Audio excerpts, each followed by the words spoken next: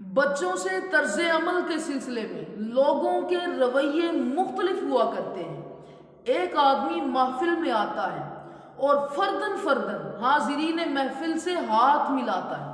اس کے پیچھے اس کا بچہ اپنے والد کی کاپی کرتا ہے، تو حاضرین محفل میں سے کوئی تو اس سے تغافل برتتا ہے اور کوئی سرسری مصافحے پر اکتفا کرتا ہے، اور کوئی شخص اس بچے کا ہاتھ زور سے ہلاتے ہوئے پرجوش انداز سے کہتا ہے، آؤ میرے شیر، کیا حال ہے تمہارا؟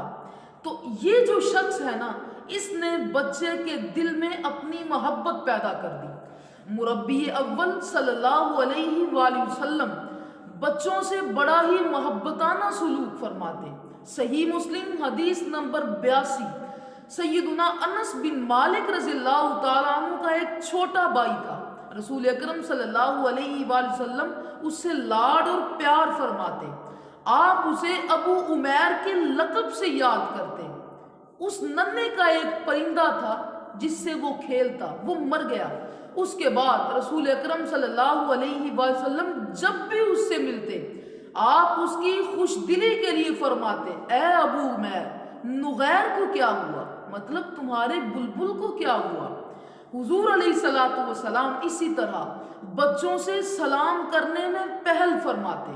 حضور علیہ الصلوۃ والسلام جب کسی غزوے سے واپس آتے تو بچے آپ کا استقبال کرنے کے لیے آگے بڑھتے۔ رسول اکرم صلی اللہ علیہ وآلہ وسلم ان بچوں کو اٹھا کر اپنی سواریوں پر سوار فرما لیتے۔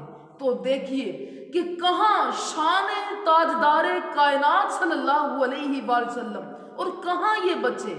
لیکن اگر دلوں پر حکمرانی کرنی ہو تو پھر اپنی شان و مرتبہ کی فکر نہیں کیا کرتے۔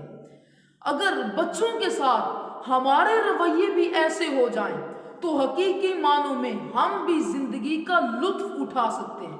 اور بڑے ہی مزے کی بات ہے کہ اگر ہم اپنے بچوں سے پیار کرتے ہیں، ان کو اخلاق سکھاتے ہیں، تو اس میں صرف ان کا فائدہ نہیں بلکہ آپ کا بھی فائدہ ہے۔ شیخ سعدی نے اس موقع پر بڑی خوبصورت بات لکھی۔